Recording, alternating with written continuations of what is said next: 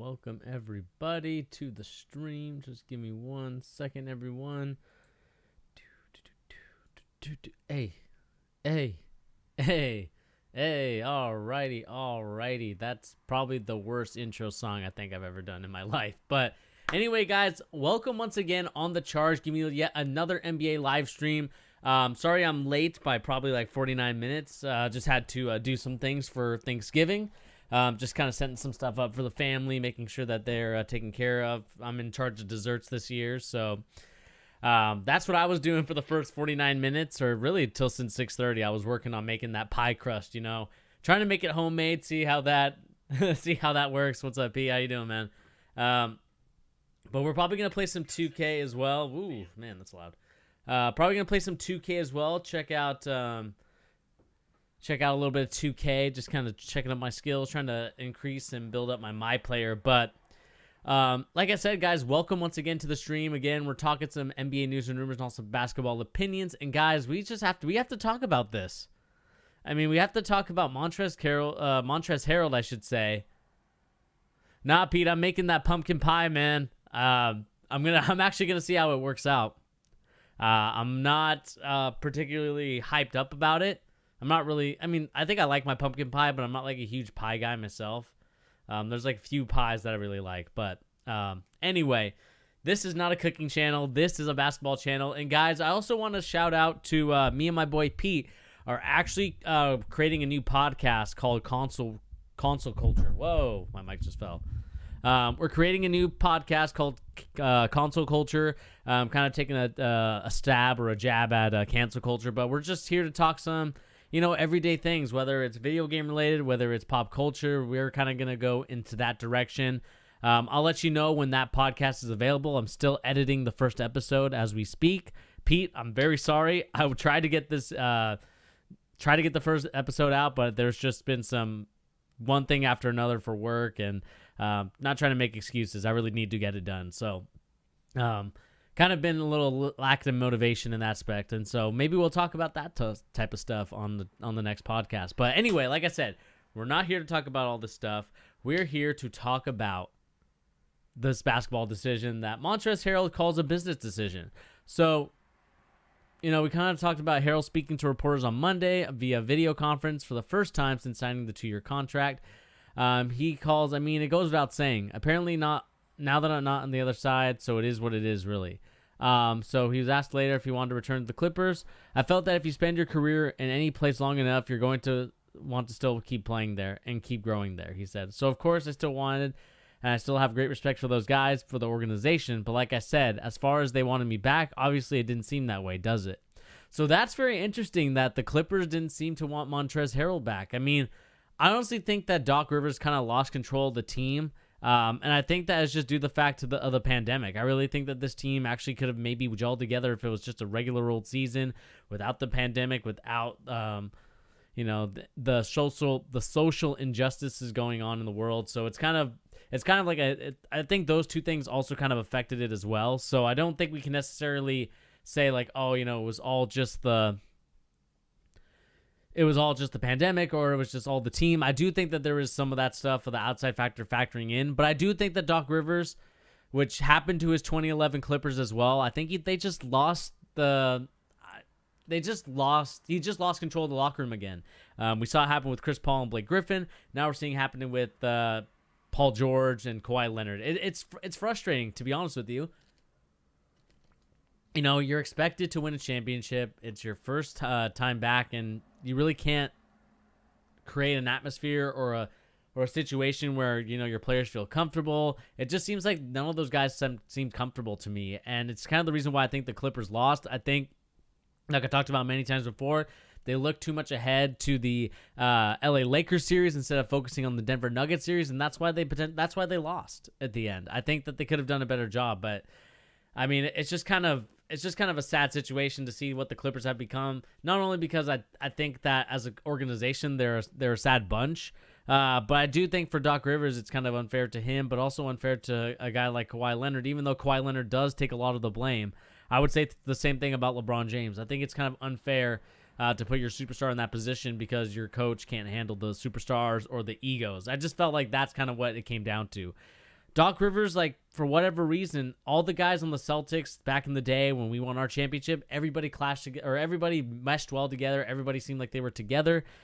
And now it just seems like these guys are just so far apart from one another. It seemed to me like the routine that let all the hype of the preseason derail them before they even started. They felt even close to their potential. Yeah, I mean, that's definitely true. I don't think they definitely didn't.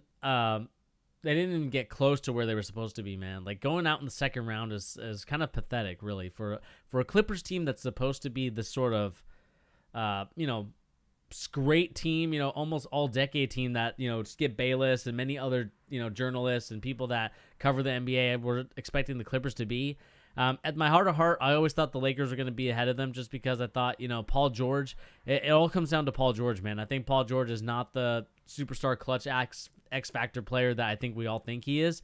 I think he's a solid player, but I don't think he's necessarily like the best player to really do anything. So it is frustrating, I think, to kind of see what has become of the Clippers, and I think that it's only going to get worse from here unless some crazy trade happens. Tyronn Lue is taking over the helm. I don't necessarily have faith in him as a coach, just because I think that really Tyronn Lue needs that. He needs that team. He needs that super team. I think he's a great handler of managing egos, but like I said, also the heart condition. I think that there's some plays that I like from him, but at the same time, it's not something that I'm necessarily impressed by.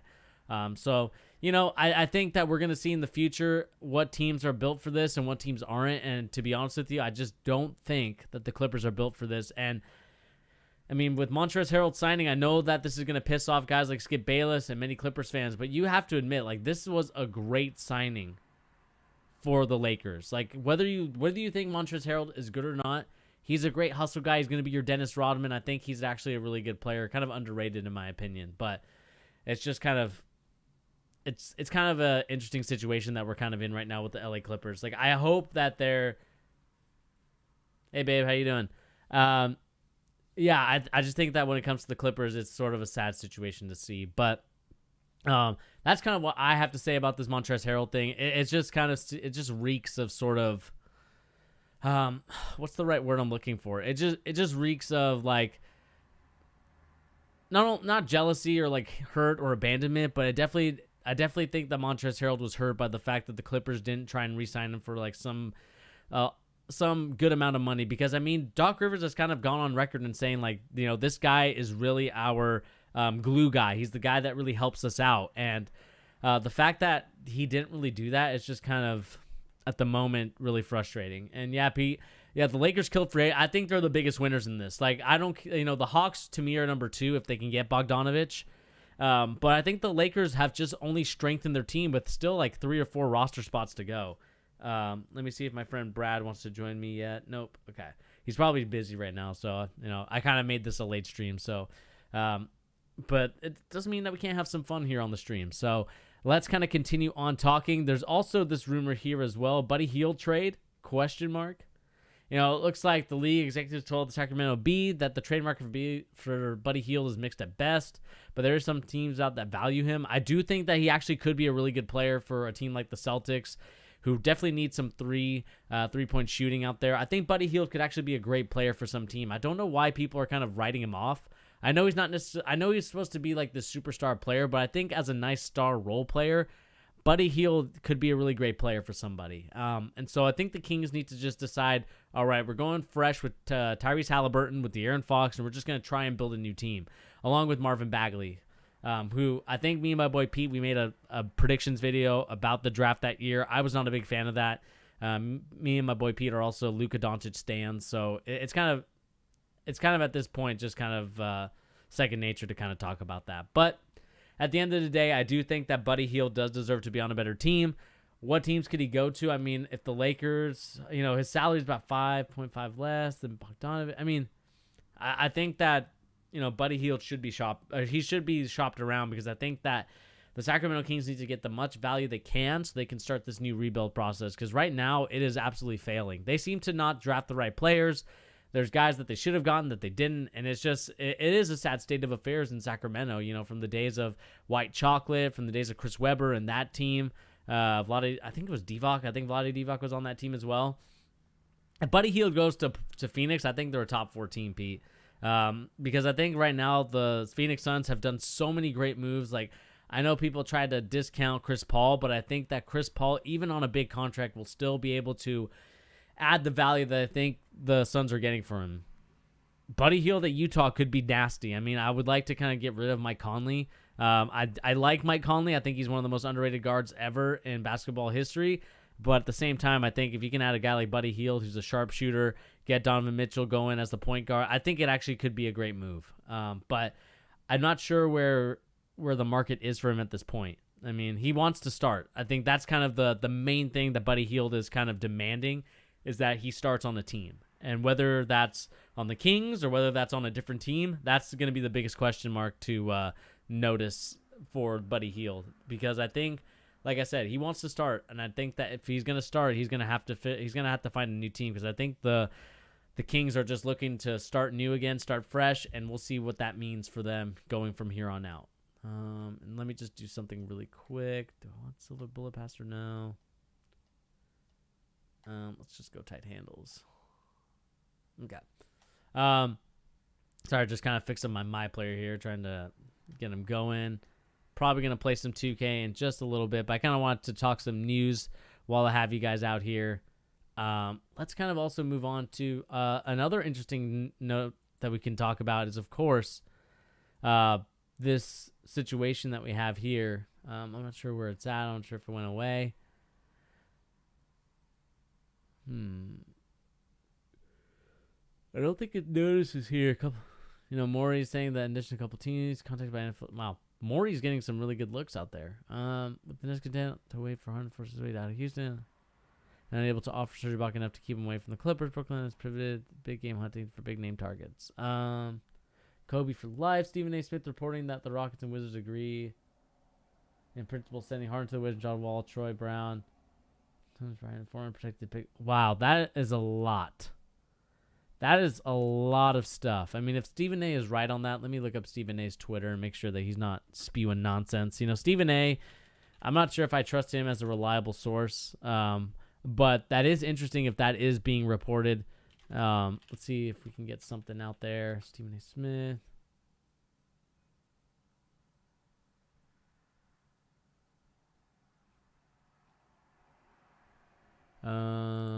Let's see here. Did you find Kobe for life? Did you find that on Twitter, or where did you find that at?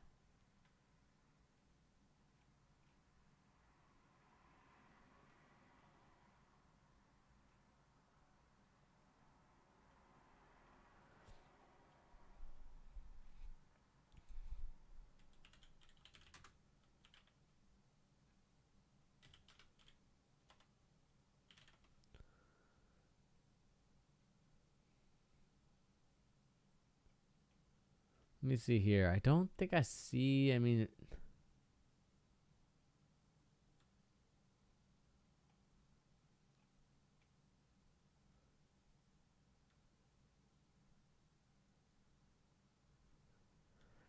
if that's the case, like we'll go trust but verified on that, Kobe for life. If that's the Reddit, okay. I'll have to take a look at the Reddit's kind of personnel and kind of lurk in there. I'm not really much of a Reddit guy, so I could probably go lurk in there a little bit. But that's crazy if that's the case. If we see that Harden is going to go to the Wizards, in principle for that, we got what? John Wall, Troy Brown, Mo Wagner, Thomas Bryant, 4 unprotected first. That is a lot of stuff. But I just think that ultimately, like, what are the Wizards trying to do if they get James Harden? You don't have a super team unless you think that Bradley Beal and James Harden are the next, like, star duo that can do it. I still think you're giving up a lot of your bench to get James Harden. What else are you going to get from that? The Wizards trade away John Wall, Troy Brown. I like Troy Brown. I think he's actually a really good player. Mo Wagner, Thomas Bryant. It's just like those are some pieces that you could use on the team. And so that's kind of interesting. And the unprotected first-round picks, if that thing blows up in the next 2 to 3 years, that's a great deal for the Houston Rockets. I honestly think I would take it, Pete. I know you would say that the Wizards should want more for Harden, but I think those 4 unprotected first-round picks, I think what you're banking on, Pete, is that the is that the Rockets are going to be bad, or the Wizards are going to be bad eventually, because I think that just that deal itself, because Harden declined an extension, so he's a free agent after this next year. And so if he decides to move on, I mean, that sucks for the Wizards, and that sucks for the Wizards, because then they can't really do much with those stuff. I mean, it's like, okay, cool, we got Harden for like a 1-year rental, and then that's it. But it's like he's not really moving the needle in Washington. He's not really doing anything to excite anybody. Like if you were to do that trade right now, does he add anything to that team that makes them a championship winning team? Absolutely not. And that's why if I'm the Wizards, I'm thinking long and hard that I'm really just about this rebuild, because at the end of the day, you don't have a strong team to contend and try and win championships. You have a much younger team, a team that has a lot of potential with guys like Rui. Like I said, Troy Brown, I really like. And so I don't think that this is necessarily a great idea if I am the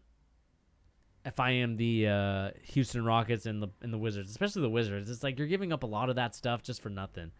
But like I think, Pete, I agree with your sentiment that like it doesn't really move the needle in terms of like, okay, this is exactly what I want, because I do think that there is stuff probably out there more that the Rockets would want. I think it's just frustrating, because I think the Rockets the Rockets owners really just, I know he bought the team recently, but he's really kind of messed everything up. He hasn't really focused on really developing this young core and team.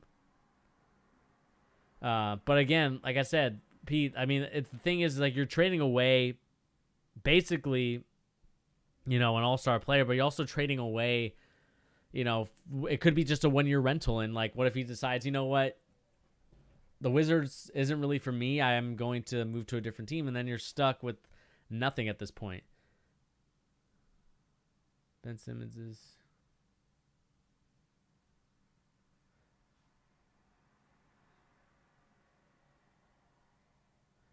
What do you mean by Ben Simmons? Or Ben Simmons, who I want? Pete, are you still a big believer in Ben Simmons? Because at this point, I think I've lost faith in Ben Simmons as sort of like a superstar, perennial, all-star type of player. Like in terms of like being like, I should say a superstar player. I think he could probably be an all-star, but I think I've lost faith in Ben Simmons as a superstar, man. I think that like the fact that he just doesn't want to sit down and buckle down and work on that 3-point shot is kind of frustrating if I'm a 76ers fan. And I think this next year you're going to find out that the 76ers are going to move on from someone. Depends on who it's going to be. Is it going to be Joel Embiid, or are they going to try and cater to Ben Simmons' strengths and sort of build a team that way? I know Daryl Morey's looking to bolster that squad again, so we'll see what can happen there. But let's see here. Devin Booker's now 80. Wow. Devin Booker has had 80 different teammates in the past 5 years. That's crazy. Oh, look at this, Pete.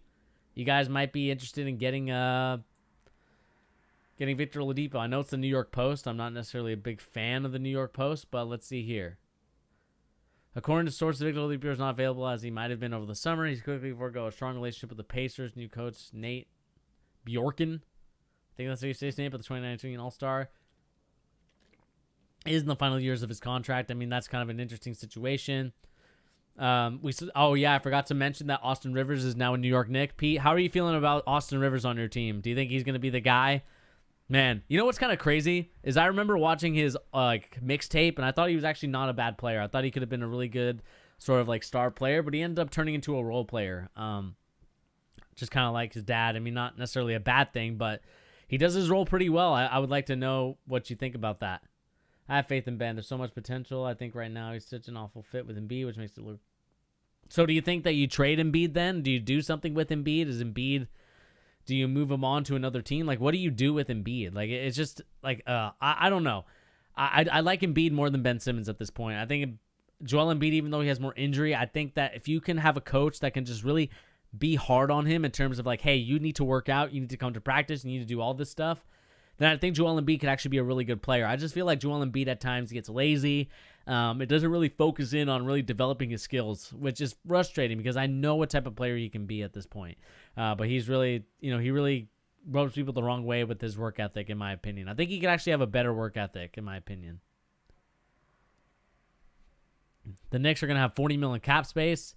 They're probably going to save that for next year. I'm also glad that your Knicks didn't go for Gordon Hayward because that would have just been a bad move for the Knicks.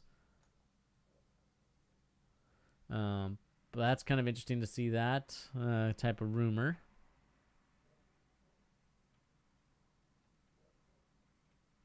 Alex Len, not going there. Let's see here. Robert Covington, I can fit anywhere. I'm not a guy that comes in and demands a lot. That's pretty good. I like that. I like that about Robert Covington. He's a low maintenance guy. And so I think that's going to do well for him, whatever team he goes to. I think he will win a championship in his career just because of how unselfish he is as a player. DeMarcus Cousins and the Houston Rockets, that's also an interesting fit. DeMarcus Cousins took the year off. I'm not sure if he won a championship with the Lakers. I don't know if he was able to get one on that team. Maybe I think they signed him 2 years ago, if I'm not mistaken. Or maybe it was a year ago. Maybe it was this year or last year. I'm not sure. Oladipo, depending on the deal, would be a great, amazing player. Great player to flyer. A guy who's borderline top 7. Yeah, I think if Victor Oladipo can recover from that knee injury, I think the knee injuries, man, are just really hurting a lot of players at this moment. I think that Oladipo I think he could do a really good job. It just depends on like what players you have around him. I think he's a number 2 or number 3 guy on the team, though. So I think he's like as a good star player. Like he's not going to be someone that is going to fly off the shelves, but we'll see. No, Cousins got cut in January. Okay. So I still think he gets a championship ring with them. So I think like he technically is an NBA champion. Let me look that up. Let me see if DeMarcus Cousins is an NBA NBA champion.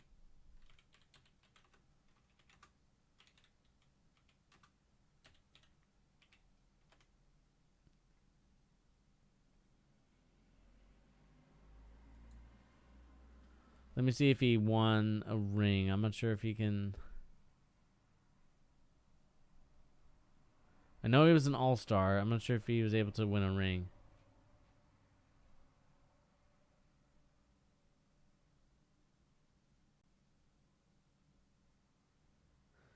February 20. Okay, so like technically he was still on the roster. So I think technically he has a ring. So that's good for him, man. I'm glad that he was able to get a ring. Yeah, I think Boogie kind of got the short end of the stick, but the problem with big man Pete, and it's kind of like the same situation we're seeing with a lot of these guys, like Kevin Durant, even Klay Thompson is like I would say an outlier just because I think that when it comes to 6'7" guys, it's a different story.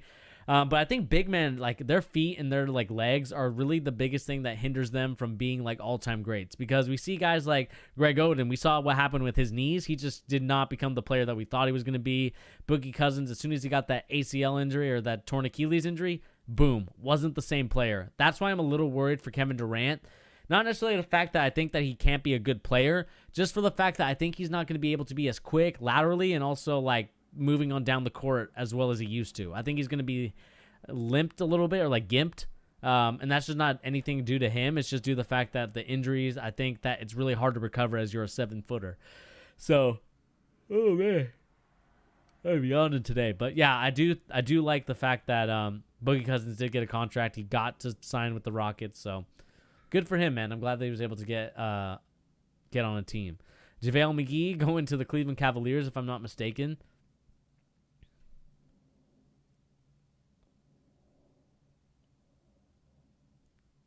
So it looks like the Lakers are going to get Jordan Bell and Alfonso McKinney. We'll see which one they decide to keep. Rondo will wear the number 7 jersey, which is kind of interesting. He won't be wearing the number 9. Taco Fall signed with the Boston Celtics. I like that. More of a gimmick player, but he's still a good player. I like him. Kelly Oubre could be an interesting situation for the Warriors if they decide to sign him to a long-term deal.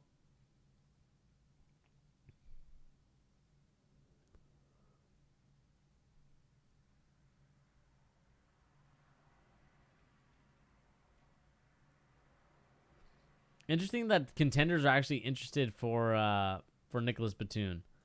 Let's look at this story. This is actually really interesting because I think he's not necessarily... Yeah, translate that into English, please.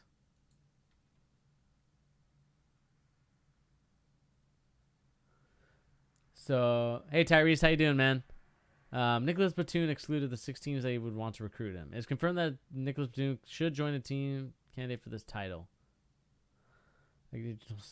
Okay, so it looks like with the signing of Gordon Hayward this weekend, the Hornets are to part ways with their veteran, which is actually really interesting. So it looks like his $27 million will now come off of it, according to this article. So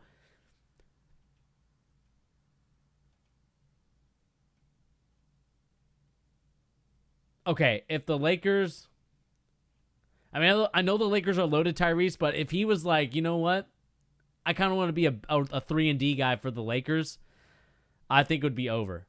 I think if Nicholas Batum if he's really focused, we'll see what happens there. But I would like to see that Nicholas Batum does get a chance somewhere. It's going to be interesting to see where he goes. I kind of would like him to be, I think the Clippers could actually use him. The Utah Jazz might be, maybe. I think Milwaukee has to make a move on him. I think Milwaukee should be doing something there with him. So Tyrese, you said the Lakers are loaded, unfortunately. I give the Celtics a B-. Yeah, Tyrese, I'm not sure if I talked about grade-wise what the Celtics should get, but if I was to give them a grade like you talked about, I would give them a D. Just because I think the Celtics didn't really do anything to really bolster their team or do anything to help them win a championship. What they did was they made moves that were not necessarily, they were subtle. And the reason why is because I know Tristan Thompson is a great player. I know Tristan Thompson is going to do a lot of good things. But at the same time, I just don't want that Kardashian drama on our squad. I don't want the Kardashian drama on the squad. Like, I know what Khloe and Kim and what the Jenners, whatever their names are at this point. They could be like Renee Zellweger. I don't care what the names could be. To be honest with you, a D is just a perfect name. I'm keeping on this Renee Zellweger thing. But a D is just fair to me because I think the Celtics didn't really make the moves that they needed to in order to win a championship. They made little moves to help them kind of keep up with the other teams, and I don't think that's necessarily what we need to do at this point. Unless there's some superstar player or some superstar trade that's going to happen, then I think the Celtics get a D because I think Tristan Thompson isn't necessarily the answer that we're looking for as a Celtics team that's trying to win a championship. Right now, we are struggling at acquiring assets, and really we have to look at Danny Ainge as the answer or as the problem in this whole situation. I think Danny Ainge really is frustrating the hell out of me because he's not making moves like he once was. He's holding on to these draft picks like there's some sort of gold commodity. Meanwhile, he doesn't even draft the great players that were out there. You didn't tell me you could take like a Tyrese Maxey or some sort of player that could really help our roster. Maybe if we would have traded up 2 more spots and we could have gotten Tyrese Halliburton or whatever they wanted to do. It's just one of those things where I'm just frustrated as a Celtics fan at this point because it's like, how many times are we going to get royally screwed over by the fact that Danny Ainge doesn't want to pull the trigger on a big move? It's frustrating to watch. Like, I mean, I think that it's just like, it's frustrating. And Pete, like, I do like Tristan Thompson. I think he's actually going to help our team out a lot. But like the Kardashian drama is something I just don't want to deal with. As long as that whole family is away from Boston and not anywhere near, then I'm fine with it. But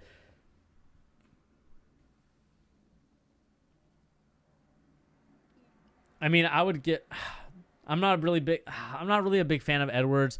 Romeo Langford is like, to be honest, has been a bust unless he's going to get healthy and really, contribute to the team. But it's honestly been kind of a disappointing situation to see the Celtics in right now. And I think that Marcus Smart, like you talked about the drama there too. I mean, we'll see what happens there. But I think Danny Ainge is 100% to blame. And then I think the next person, honestly, is Brad Stevens. As much as I love Brad Stevens, as much as I think he's like one of the most gifted coaches in the league, I think personnel-wise, in terms of talking to players and trying to have a conversation with them and really holding these other players accountable, I don't think that Brad Stevens is going to make it another year or two. I think he's going to move on to a different team at this point because right now the Celtics need a coach that's a hard ass, and I'll say it. They need a hard ass coach, and they just don't have that type of coach to really. They don't have that in Brad Stevens at the moment, unless Brad Stevens kind of turns it up a gear and actually holds these players accountable, like Jason Tatum, for not taking. Like, I will still go back to those games against the Miami Heat because really we should have won those games. We should have been to the NBA Finals. We should have played the Lakers. It should have been a Celtics-Lakers rivalry. But instead, it was just a bunch of garbage.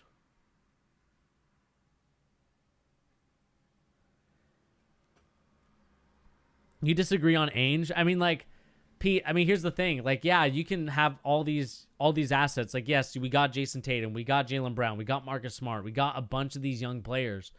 But the problem is that those young players or those picks were supposed to be turning into superstar players.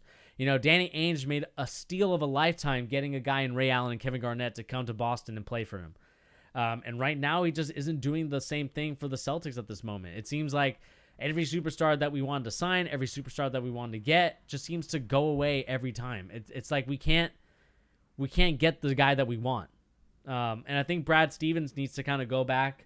And maybe needs to go to a younger team, a team that's like, maybe he's one of those coaches that likes to take the challenge of building a younger team and is actually, you know, they're actually better with him coaching rather than without him. And right now, I think the Celtics, they need to step it up in terms of getting these guys in check, because right now it's a frustrating thing to see that the Boston Celtics have not taken a step further to get in the championship, but rather have taken a step back and kind of stayed in a stagnant state. Meanwhile, these other teams in the East have made big moves. I mean, we see the Atlanta Hawks making big moves. We see the Nets making big moves.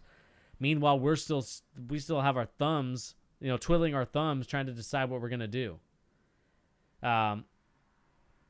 I want to see what moves we can make. I mean, unless Tyrese, like you said, if the Greek Freak is coming to Boston because we decided we're making cap space for him and that's kind of the guy that we want, then by all means, I would love to be proven wrong by Danny Ainge in signing that type of player. But at the same time, it's just, I don't necessarily like what Danny Ainge has done with the team. It's really been a frustrating thing to watch as a Celtics fan. It's been a frustrating thing to look at.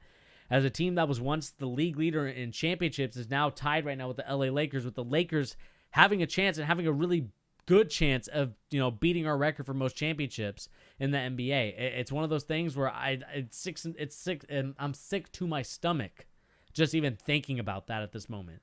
It's just one of those things where I think we need to do a better job of developing and growing with the players, but also trading away some of those assets that we had so we can actually get the players that we want. It is a frustrating thing to see, and so I'm hoping that we can get something out of it. But man, I just kind of lose faith in my team at this moment.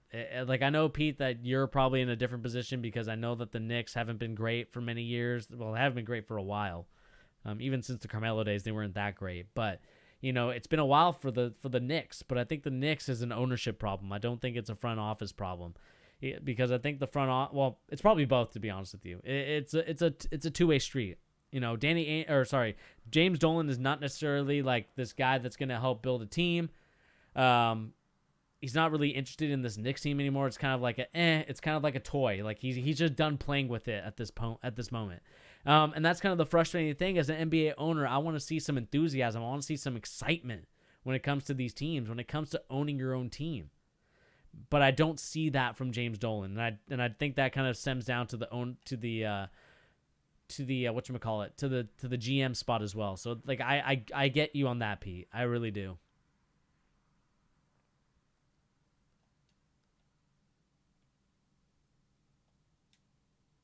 So you said Lakers looking like they might a couple more rings and pass those chips, and Ainge is over having some two-way players. Yeah, exactly. I think as a gimmick, I like Taco Fall, but like as like a player that we should be signing, no, like it's not the case at all. No, I'm not going to become an LA fan.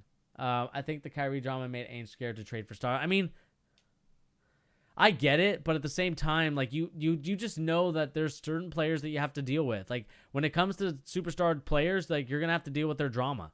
Like, I'm sorry, it's just the rule of life when it comes to superstars. Whether it's soccer, whether it's football, you have to deal with drama. I mean, that's kind of why you get these coaches to handle those type of egos.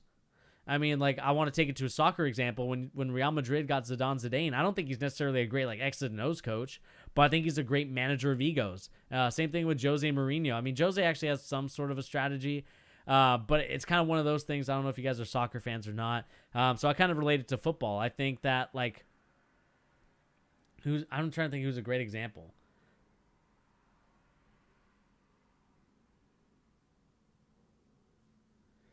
They're getting goofy, getting guys like that for Vanderbilt, Taco, aka nice. Yeah, I mean, like you said, Tyrese. I don't think that we were getting necessarily players that like. And even though that kid from Vanderbilt, I know he got hurt, and that's why his 3-point percentage is so high off the charts.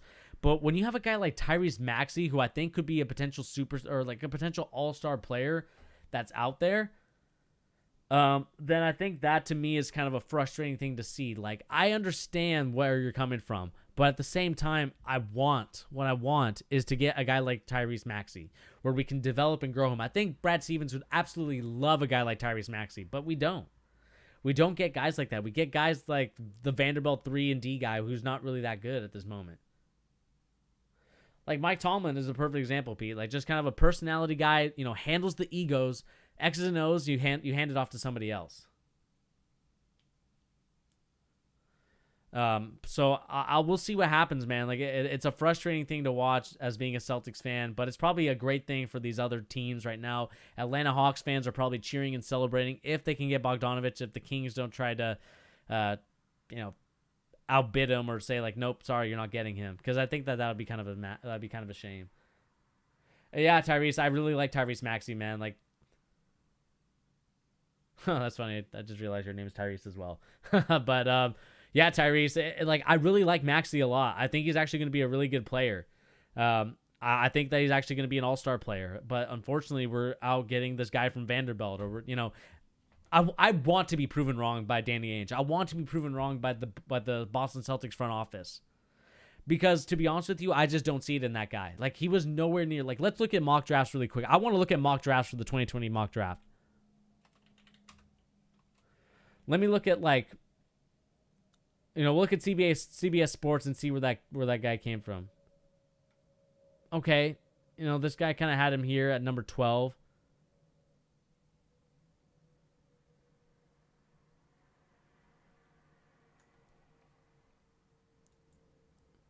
Let's see here. Draft check.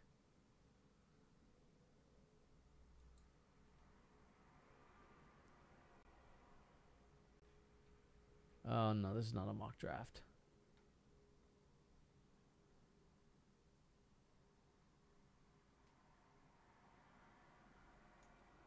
Yeah, Pete, I think Maxey is going to be really good. But yeah, Danny Ainge is really living off that 2008 championship, man, and living off that 2008 trade where they got Ray Allen and Kevin Garnett. Because other than that, like he made the heist of a century by trading those two guys and getting those draft picks. Like I get that, but at the same time, like what just kind of makes me upset is just like, you made those trades, but then you're like too scared to trade for other guys. Like I understand that Kyrie Irving might have been a player, like that's why you do your research on these star players. You do your research on who their agent is, who they're related to, or like not who they're related to, but like who they hang out with the most, who's influencing them. Like, are they a leader? Are they more of a guy that kind of goes along and goes with the flow? That's why you get the scouts and GMs. And Danny Ainge doesn't listen to those guys, it looks like to me. Because if he did listen to those guys, he would find out, okay, maybe we need to go and get someone else. Maybe we need to go and get like a Karl Anthony Towns or a Joel Embiid. Maybe that's the players we need to go after. But instead, he's like, oh, well, I'm too scared to make moves on, Anthony Davis because I think he'll leave after the first year. Like, if you trust your culture, if you trust everything that goes along, that shows to me that Danny Ainge doesn't trust the culture of the Celtics. How can you not trust the culture of the Celtics when your culture is winning basketball? 17 championships. I understand this is back in the era where there was only like 6 or 7 teams, but still, 17 championships. Players like Bill Russell, Larry Bird. I could go on the names. I could go on about Robert Parrish, Kevin McHale. Like all these guys. Like I could talk about that. I could really talk about all those guys that the Celtics had and had championship aspirations, championship locker room, championship area. Danny Ainge was in that championship locker room. And you can't tell me that you can get some players to help you and be like, okay, if we have winning basketball, that's what's going to keep these guys to stay in Boston. But instead, you're too scared to make moves because of whatever reason. For whatever reason, you're scared to make these moves to get the players that you want. Nah, man, you can forget about that. You can forget about trying to be a coward when it comes to getting these players.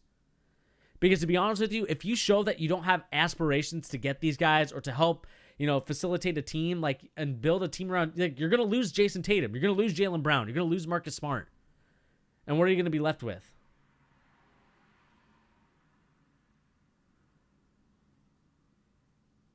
Well, like, what are you gonna be left with? Nothing. You're gonna be left with Taco Fall, the kid from Vanderbilt, Carson Edwards, Romeo Langford, who still is injured at this point of his career. I know I'm getting heated right now, and it's not really like necessarily a rage, but I am triggered because I do think that right now the Boston Celtics should be in a position where they should be getting championships, where they should be looking to acquire assets, should be looking to develop and grow and become a special team. But instead, they're not becoming that special team. They're becoming a team full of bums. Because the front office are a bunch of bums and can't make the right move and can't just say, hey, we're here to have a winning culture. We're here to develop winning culture. That's where I get frustrated as a Celtics fan. That's where I get frustrated as someone that loves the game so much, that loves the Celtics so much, but they just can't seem to get out of their own way and build and develop a team that can win a championship. I called it an oven-baked process when they signed Kyrie and Gordon Hayward. But right now, what are we left with? Some flour? Some dough? Like, I know I just made, if you were just joining us now, I made some pie crust. I know that's probably like not a manly thing to say, but it is what it is. I kind of wanted to try it out, but the reason why I relate it to baking is because you understand when something tastes good, when something tastes really good and something that doesn't taste good. When you have like the most perfect chocolate chip cookie, or when you have the most perfect mango chicken dinner, or whatever type of food you love, hamburgers, hot dogs. Let's go with hamburgers. There's a certain recipe like where you have like the perfect hamburger. You cook the steak all the way. You cook the steak medium rare. I mean, I don't know if you're a medium rare, whatever, right? You get medium rare hamburger patty, lettuce, tomato, ketchup, mustard, onions, grilled onions. Those are the recipes. Those are the teams, and that's the Boston Celtics. Or sorry, that's the LA Lakers at this point. They are that juicy hamburger, and man, am I hungry right now, even though I just had dinner. That is the juicy hamburger. That is the team. Meanwhile, we have a freaking, I don't even know what you want to call the Celtics at this point. Some hole of the wall that's not good. Probably, meat and bread. That seems to be what the Celtics are at this point, with all the players gone, with all the things that are not there. We are just meat and we are just bread, instead of having all those other things to add to the team, things to add to our team and add to the culture. I'm going on a tangent about food. Anyway, it's a frustrating thing to be a Boston Celtics fan, and maybe I should make a video on it instead, because at the moment, you just missed me going on a rant about hamburgers. But, it's a frustrating thing to watch as a Celtics fan. I'm sure Knicks fans feel even more animosity and more frustration than me. More frustration than Celtics fans like me and Tyrese. Like, it's just a sad state of affairs, man. What it seems to me, like you said, Tyrese, Danny Ainge always says we're this close to a trade. We're this close to making moves. There's always this move. But what's up? Sorry, I always pop in and out of live streams. It's hard to get free time. Hey, man, do your thing, man. That's actually interesting. Make a run at Spencer Dinwiddie. Hopefully everything's going well with you and your family, man. But yeah, I mean, it like kind of going back to my Celtics point, like it is frustrating. It's annoying, and I hope something changes, man, because I think in order for the Celtics to really succeed, to really be the team that we're looking for, in order for Jason Tatum to be the superstar player that we know he can be, then I think we're going to have to start doing some drastic things, whether that's getting rid of Danny Ainge. I think it's time to cut our ties with him. Man, I don't even want to talk to you about my University of Utah and what I think they should do. I know I'd probably be ran out of town if I suggested what they should do for the Utah Utes. But anyway, not talking football here, talking basketball. So anyway, that's kind of my rant on the Boston Celtics. But let me kind of look at some of the chat. I read yours. Like I said, hopefully you and your daughter are doing well. Hopefully, work is still going well. I know you're getting those cable and internet stuff set up. So, happy that you still have a job in this pandemic. Danny's out of touch. I think it doesn't get a lot of pressure with the heart attack he had. We'll take it easy on him. I think that right now, I think it's just like if he's not built for this in terms of like, all right, you're past the date and past the age of like actually being a good GM or being a GM that could really do a good job. No, I don't want Jim Harbaugh at Utah. Maybe I'll make a different stream. Maybe I'll talk about it another time when I have like a football stream that I'm consistent with, because whew, boy, I would go off on that stuff. But anyway, don't want to get too much in the University of Utah. Also salty that BYU is doing really well at this point. But I mean, shout out to Zach Wilson, man. He's actually a really good quarterback. Interested to see what team he goes to. But like I said, we're talking basketball. Let's kind of look at some more rumors as I kind of cool down and not think about hamburgers and being hungry at this moment. Let's see here.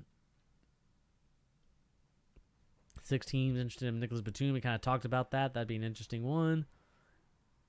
Let's see here. Anything for NBA on ESPN? Saric. I feel like the Suns have so much money. I don't know where the Phoenix Suns are getting all this money from. Seems like they're getting money from all over the place. Markieff Morris returns to the Lakers to run it back. They also got Marc Gasol, which is a really great pickup. New addition takes shots at Suns. Let's see. Oh, let's see this. Okay. Like I just think when it comes to Danny Ainge, I think that with the heart attack, with kind of dealing with the stuff that he's dealing with, I think it's just time to move on from basketball. Enjoy your retirement. Because I think that this game and this teams are just meant for the younger players. I mean, we see that the younger guys, younger coaches, younger GMs, because they want these guys to last a long time, to grow and develop. Obviously, it's going to take a lot of, fine-tuning and developing, even from an owner and coaching perspective. But I don't think you want Danny Ainge. He's going to get you a bunch of draft picks, and you're still going to be drafting the Fenton Lakinas. You're still going to be drafting those type of players. I'm sorry, Pete. I think it's your owner. You have to get rid of him. It sucks that I didn't make that video. I made that Knicks video. It's somewhere in my hard drive. I have to, once I find it, Pete, I'll put it out. But it's just kind of like the state of affairs with how the Knicks are going from their years. So I'll have to find it somewhere, man. I made that video. I was proud of it, and I completely lost it. Marc Gasol is amazing pick of the Lakers. Yeah, I mean the Marc Gasol is a great pickup, man. He's a great guy. Like I think that like he's gonna bring a lot of things that JaVale McGee and Dwight Howard didn't. The problem is I don't think you're gonna get a Tatum or a Jalen or a Marcus Smart. You're gonna get Fenton Lakinas. You're gonna get Dennis Smith Jr.'s. You're gonna get I don't even know who else. Like as much as I love Obi Toppin, man.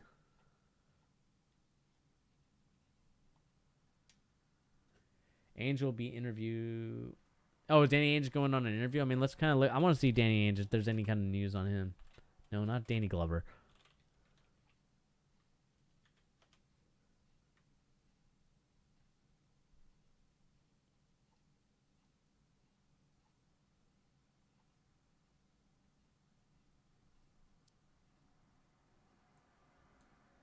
Yes, I know it's a biased episode for the Celtics. I'm a Celtics fan. The thing is like if I talk about the Lakers, they're on the clock. Presented by TD Bank. Like I'm gonna talk about other teams in a second, Gabby. But at the same time, we have to talk about you have to read the audience at this point. Celtics is kind of. I was on my rant talking about hamburgers, and I didn't really get a good chance to talk about it. So I'm gonna talk about the Celtics. The Lakers are just at this moment. It doesn't matter what the Celtics have, what the Lakers have, because I already know that they're going to win the championship again. I'm sorry. As much as I would like to say, there's teams that have a chance, I think it's already over. I think the Lakers are winning the championship once again. Because if you have LeBron on your team, I don't think that you're not going to the NBA Finals and you're not going to win the championship. But let's see here. What Lakers fans in the audience? There's only you. Let's see here. The heavy lift. Okay, let's see here. Yes, we get it. You won the championship. Congrats. Let's see here.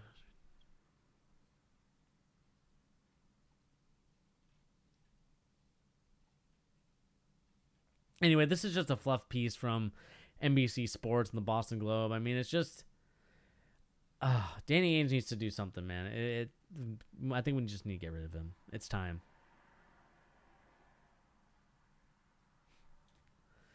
Anyway, yeah, let's kind of. All right, cool. Tell her. Let's kind of talk some other news. Oh yeah, I was talking about this Golden State. Kelly Oubre is thrilled to play for an owner in Joe Lacob who actually cares about the organization. Okay, so the Phoenix Suns already, there's some fire, there's some sort of interesting situations going on in Phoenix right now, where Kelly Oubre is calling out the owner.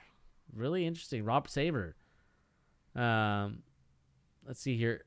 Saber, who owned Suns, has a reputation of deliberation, local national for leading organization and perpetual tumult marked by a great deal of losing and rotating doors of coaching and front office hires. You just hit the nail on the head, Oubre said during an appearance on the whatever show on 95.7, The Game in San Francisco. I can play for an owner, someone who actually cares about the organization, not just the perception of the organization. Someone actually cares about not just the perception, just be at the end of it. It's all about the foundation for me, man. You have a beautiful foundation, can build a beautiful future. Okay. I mean, I know that a lot of people kind of view Kelly Oubre as sort of a player that can grow and develop and be, kind of a special player. I think I'm not necessarily like going to jump on there and say he could be an all-star, but he could be a potentially really good player for a team. The Phoenix Suns right now have a great roster. I think, like I said, if you can get the Phoenix Suns have a great roster and Kelly Oubre is out there for the Warriors, and that might actually be a great move for both teams. With Kelly Oubre and the Warriors, you have more shots now that Klay Thompson unfortunately is hurt. This team is struggling. I mean, they have Andrew Wiggins. Like, this team is kind of an interesting kind of makeshift team. From the team that we got probably back in 2016, 2015, 2014 when they had all those superstars, kind of had the roster going there. I think it's actually a very interesting situation to look at. But let me take a nice yawn really quick, man. I'm just yawning all over the place. But yeah, I do think the Warriors are making the playoffs. I can't remember where I had them. I think Supreme Gamer and I kind of talked about this. As you can tell, I'd hate doing off-the-cuff predictions because it's like, you forget about one team, you put a team higher than you initially had them. But I do think that the Warriors are going to have a nice pickup with Kelly Oubre. Kelly Oubre has developed pretty nicely. I know he started off on the Wizards kind of not so well, and then as soon as he went to Phoenix, he got his point percentage or points per game up, and we'll see what happens when he's with the Warriors. I like the fact that Steve Kerr has his hands on him. I think Steve Kerr can actually mold this player into a really good player, really good role player, depending whether he stays on the team and, helps them win a championship or whether he goes on another team and becomes a role-playing, X factor for them. So I would actually love to see where Kelly Oubre's progression goes from when Steve Kerr has him to where he's going to go for the future, because I think it's only going to go up from here from Kelly Oubre, and I think it's an exciting time if you're a Warriors fan. I mean, kind of, just because of the Klay Thompson injury, unfortunately, but I do think it's an exciting time for Kelly Oubre and kind of seeing what you can get out of him. You didn't really trade that much for him, so. Oh, Eloy, Fred VanVleet already went to he already re-signed with the Toronto Raptors on like an $85 million deal. So Fred VanVleet is officially a Raptor. Well, he's a Tampa Bay Raptor just because they're playing in Tampa Bay for this first year. And then they're probably going to go back to California or to Toronto when it's all said and done. What's my opinion on Klay's future? I don't know, man. That's a very good question. I think that Klay Thompson still has a future with them. I just don't think he's going to be the same player that he once was. I think defensively, I don't think he's going to be the player that people remember, kind of shutting down your best player and also giving you 35 in a game. I think he's going to give you the 35 because I think offensively it's a lot easier to play because you're not moving as much. You dictate your own pace. Meanwhile, defensively, you're to the prisoner of whatever the other team runs. And so if they're more run and gun, then I think Klay Thompson is going to have a harder time. And it just sucks because I think what really sucks is that it's now in both legs. Something's wrong. Whether that was the ACL injury or whether that's the Achilles now. it's just not a good sign for the LA. It's not a good sign for the Warriors at this point, because I do think that right now they actually could have had a really nice team. They could have been a good team with him right now, but ultimately you're gonna have to deal with the injury bug at this moment, which is unfortunate, like I said, because I think that he actually could have been. This team could have actually been really good and actually snuck into like the 4th or 5th seed. And now I think they'll probably get to, like you said, the 8th or 9th, and do that play-in game, which is actually going to be interesting. I'm kind of curious to know what you guys think of that sort of playoff game where the 8 and 9 seed, I believe, play against the 7 and 8 seed for a play-in game. So if the 7 and 8 seed win one game, they become those seeds. But if they are, if the 9 and 10 seed win 2 games, they're in the playoffs instead. They're bandwagon fans. Yeah. I mean, they do irk people at times, but I think we have to cut them some slack, because I think that this is definitely, like, it sucks to know that, like, you're one of your star players, man. But let's see here. I think that Klay Thompson could go to the Lakers, maybe. But it would be really hard because you have to trade him. There's a lot of money that's invested in Klay Thompson, so I don't know necessarily, unless like the Warriors say like, we don't really like we looked at his medical history, looked at his medical records, and we don't think that he can make a nice recovery. Then that's where you lose a player in Klay Thompson and you let him go for nothing, because that's the only way I see it. Yeah, man, all those Warriors fans turned into Lakers fans. Like, I don't necessarily think that they're like a fan of the Warriors. They're just a fan of whatever team is hot right now. And I think that those Warriors fans turned into Lakers fans as soon as the Lakers got good again. As soon as they realized, oh shoot, the Lakers actually have a really good team and actually are winning and are in first place, they quickly switched. They switched immediately. And so I don't feel bad for Warriors fans, because I don't think that they're necessarily out there. I think that they're not like Seahawks fans. They're not like these other, kind of other teams, I would say, because I think with the Warriors, it's like they were always Lakers fans. They always have been, always will be. They just like Golden State because they're a California team, and that's like, you as a Californian, I feel like you sometimes move to California team. I mean, unless you live in SoCal where it's like you're straight Laker for life. That's the only time I see it. Win, lose, or shine. Let's see Real GM really quick if there's any answers here. Matthew Dellavedova signs to the Cavaliers. Damian Dotson goes to the Cavaliers. Alex Len goes to the Raptors.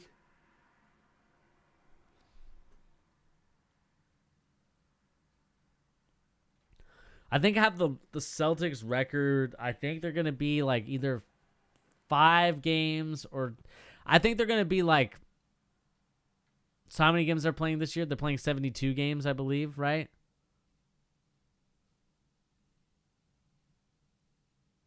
So they're 17. Like, I think they're going to get like the 40 wins.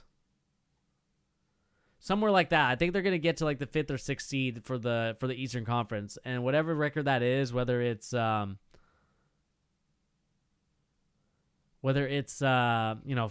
and 42 and whatever, I just think that they're going to be more than likely they're going to be 71 games. Yeah, I think that they're going to win like maybe 40. Like, as much as I love Jason Tatum, as much as I love Jaylen Brown, like, losing a guy in Gordon Hayward, I know he's not necessarily the best player, but he still brought his playmaking and his ability.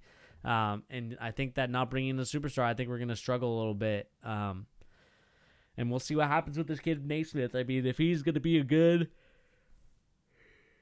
player, then that's what it is. But I don't know. We'll see what happens. And I think that's really it. Also, exciting news, guys. The college basketball is actually coming back this Wednesday, I believe, and Thursday for my Gonzaga friends. I'm not really a Gonzaga fan, but I know that they're excited because they're going to be playing on Thursday. So also look out for that as we look for the NBA draft class of 2021. Let me look at the NBA draft class of 2021. I believe Cade Cunningham is on this draft class.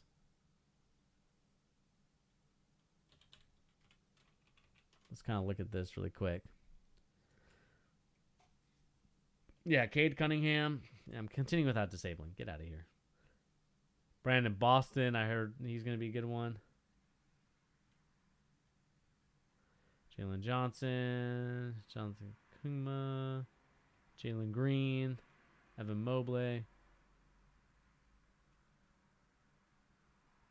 Amoni Bates, like we did, Tyrese, I'm not sure if you were with us in our stream, actually yesterday.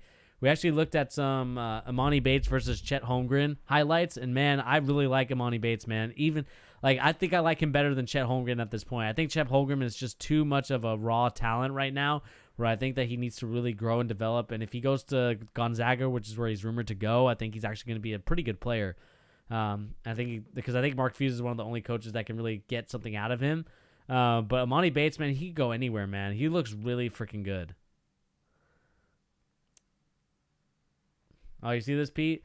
We have another Real Madrid type of player, man. Usman Garba.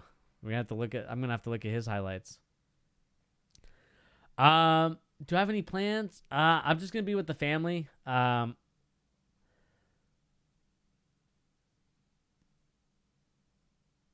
just gonna be chilling with the family at this point. Nothing really too wild. Eoya, it's just gonna be kind of a chilled and relaxed Thanksgiving. Not really gonna do too much. Probably have the usual, the turkey. I want to deep fry a turkey. That's kind of what my next goal will be for food.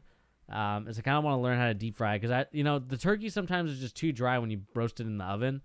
So we're gonna have to figure out a way to not make it so dry. So hopefully my dad usually cooks it. I'm doing the pumpkin pie this year, so we'll see what happens there. But kind of looking at this, Zaire Williams, from Sierra Canyon. We got Jalen Suggs going to Gonzaga. He's going to be an interesting player. Greg Brown, Maker. Oh, man.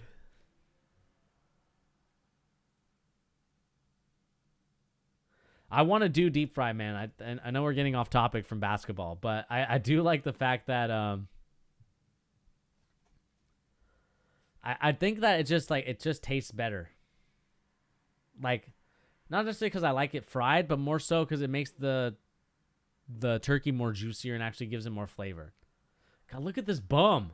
Look at this bum.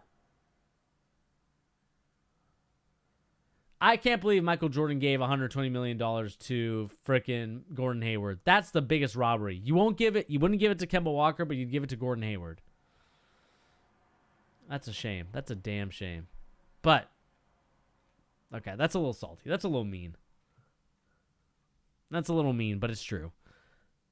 Trying to see if there's anything else here to talk about. I know we kind of talked a lot about Celtics, which I know my girlfriend is not happy about. She's an LA Lakers fan, but if I could sum up the Lakers free agency, because I think the problem with the thing with the Lakers is that they're just too good, man. No, you're good, Eoy. I talked at the beginning of the stream talking about making pies. I'm actually making a pumpkin pie for this Thanksgiving, so we're gonna see how that turns out. Do you guys think that it would make sense for me to start a Twitter or to start an Instagram? Do you guys think that that'd be a better tool as well to use for the channel? I know I have some. I don't know if that would be a more appropriate thing to do, to actually have a Twitter or to have a Instagram to, tweet out a couple things. I don't know if that would be a more viable solution, or do you guys think that you like this YouTube platform better?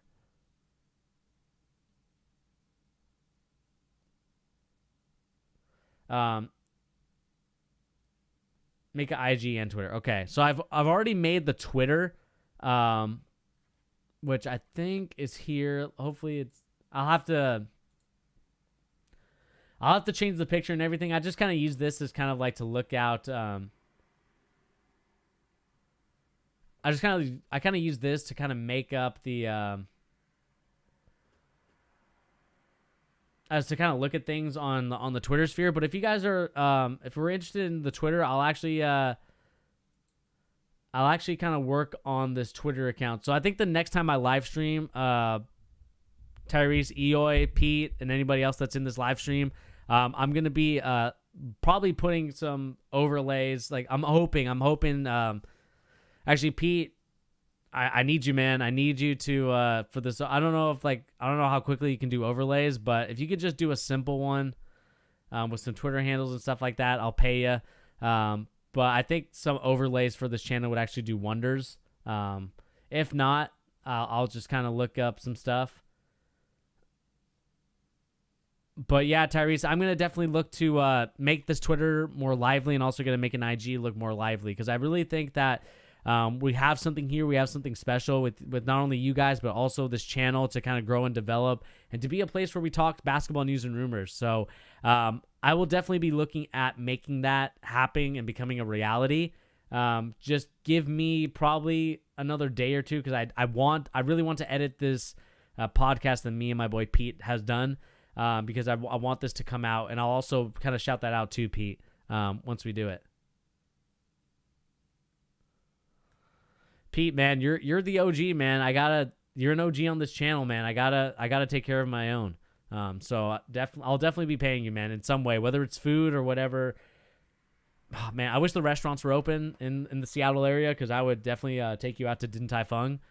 But hopefully, maybe in a month when this is all kind of.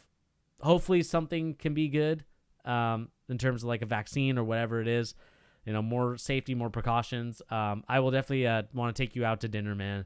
Take you out to get some good dim sum. But like I said, off topic again on my own behalf. I'm very sorry, but let's kind of look here really quick. Okay. So yeah, this is going to be the Twitter handle. I think I might change let me see if I can change the settings. I know I'm doing this live. The only thing I want to change is... No, is there any way to change the... I mean, as long as my doctor says it's okay, then I think I'm going to do it.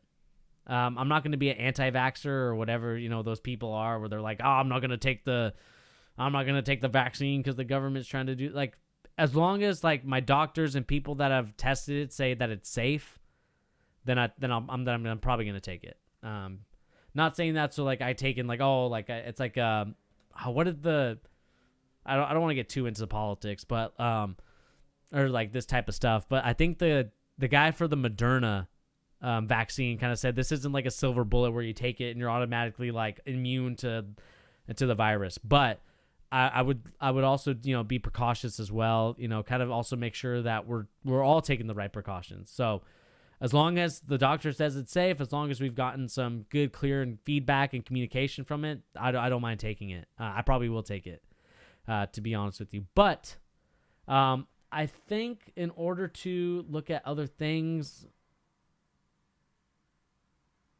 let's see here. I'm trying to see if there's any other NBA news before we kind of head out of here. Let's look at the best remaining free agents according to ESPN Plus. Pays to be a Plus subscriber.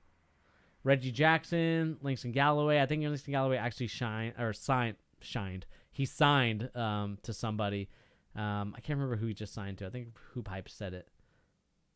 Suns to sign Langston Galloway. Okay, that's what it was. But let's go back here. Nope. Let's see here. Solomon Hill, Glenn Robinson, Marco Bellinelli, Brandon Ingram. It'd be interesting to see if Brandon Ingram... I don't think any team's really going to offer. Let's see here. Noah Vonleh, Hassan Whiteside. Hassan Whiteside, his story was so great, and then all of a sudden it just took a downhill turn, which is kind of unfortunate to kind of see that. The Hawks are a different playoff team. I think they're top 4, to be honest with you. The reason why I say that, Tyrese, is because if you get Bogdanovic, I think he instantly makes your team so much better, and I think he actually adds a different dynamic to your team that you were missing in years past. I know my friend Josh, Pete, our friend Josh, like he's a huge Hawks fan. He loves the way and the direction that's going in. And the signings that they signed right now, man, it's just absolutely incredible. I think that they're really looking to be a contending team, and I think they're going to try and get some playoff growth and development for this team. So we'll see what happens with Bogdanovic. I think it's going to be a fun thing to watch. I think the Atlanta Hawks are probably one of the coolest teams that, like, I don't think you have to be a fan of them, but they're one of those teams that like you're like, okay, they look like a pretty fun team to watch. I was a big Trae Young fan during that draft. I know it was the Luka Doncic draft. I know that some people kind of think that he's too small, has too many turnovers. But I do like his team. I do like the team. I think that they're at least their 6th seed with Bogdanovich, depending on what the Kings do. Obviously, the Kings can say, you know what, you're not getting Bogdanovich, we're taking him. So this is going to be a very interesting situation to kind of keep watching, keep monitoring. There's a lot of free agents in the market right now that are out there that these teams could sign. It'd be interesting to see like what teams are willing to take some of these players. Like, are they done taking players? Like, I know the Celtics need to start looking at getting some players. And okay, I'm done. Hopefully, Gabby, you're not watching the stream again because I'm talking more Celtics talk. But I'm just kidding at this point. But let's see here if there's any other news and rumors to talk about. I mean, Jeff Green going to the Nets, Serge Ibaka going to the Clippers, James Harden still going to be traded. 76ers front office, let's kind of look at this, see if there's anything here. Daryl Morey's getting news from a couple from NFL teams and baseball teams. This is actually really cool. It's interesting that Daryl Morey is getting so many different offers from different places. You never really see that in different sports. Like, I can't really think of any team that necessarily does that. Let's see here. I'm interested to see like what the 76ers do in terms of their moves. I mean, I know they got Tyrese Maxey. They got a couple of good players. I think they got Seth Curry as well. So, like I said, man, they're looking like a really scary team. They're looking like an interesting team. So, at the end of the day, we'll see where the 76ers go. We'll see where the Celtics go. Lakers, obviously, still the cream of the crop. They've won the free agency, in my opinion. So we'll see what happens there. But anyway, guys, thank you once again for joining me on the live stream. I will probably not be live streaming tomorrow, but Wednesday, Thursday, Friday, we will be live streaming. And also,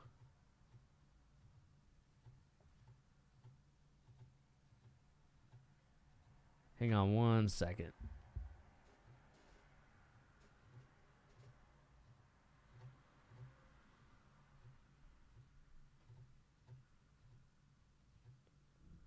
Let's see here.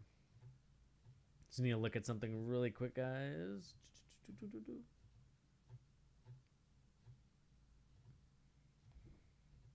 Okay. Nice. Like I said, Tyrese and everybody else that's in here, I'm going to be working on I'm going to be working on the Twitter, I'm going to be working on the IG, and I'm going to be working on how we can make it more lively, because I think me and my boy Pete, we've done the live streaming before, the Instagrams and the Twitters before, but it's kind of, to be honest with you, it's hard to time manage that stuff, and so I'm gonna have to do a better job of that. So Tyrese, I'll catch you later, man. And to everybody else, I will be streaming on Wednesday. Wednesday is definitely going to be the day I'm going to live stream. By Wednesday, everything should be up and running. The IG, the Twitter. So like I said, I'll be putting in and shouting those stuff out in a video, talking maybe, just a regular video so you guys can see it. Kind of notice like what Twitter stuff we have going on. But like I said, guys, thank you once again for joining me on the live stream. I know this was kind of a Celtics rant. I know some people are not a fan of the Celtics rants, but this is just kind of a fun place to chill and have a live stream. I know this isn't necessarily like, a grade A live streaming, but we're trying over here. We're trying to set something up nice. So really appreciate you guys, Tyrese, Eoy, Pete, Supreme Gamer, when you're in here, my friends, and also my athletes that watch as well. Thank you again for joining me on this live stream. It's been a real pleasure talking to every one of you. Like I said, we're trying to build a community. Really appreciate you guys on here, and I will see you guys on the next live stream. It's going to be Wednesday. Also, I'm going to be putting out a video, and I want you guys to let me know what time would you like me to live stream. When it comes to Thursday, it might be more of a mid-afternoon stream, but like for Friday and stuff like that, do you guys like the early morning streams, or do you guys like more of the late night streams like this one? Let me know. Yes, and girlfriend. Thank you, Gabby. Let me know what kind of live streaming times you want. Do you guys want more in the morning, or do you guys like the late night streams? Because Depending on what you guys answer or what you guys think, I'll be willing to live stream at any time at this point. You know, I'll do the stuff that I need to get done first, and then I'll handle the streaming stuff afterwards. But anyway, I probably talked a lot about not basketball related for probably 20 minutes or something like that. So I'll let you know how the pies turn out. I'll probably put it on Twitter or Instagram. But anyway, guys, thank you once again for joining me on the live stream. Gabby, really appreciate you coming in. I know that you're chilling with your friends, or maybe you're back home. Hopefully you're home safe. But thank you once again for joining me. We'll catch you on the next live stream, and we'll see you guys on Wednesday. Peace, guys. Late night? All right, Eoy, you got it. We'll probably try and do more of a late night stream. Anyway, guys, catch you later. Peace.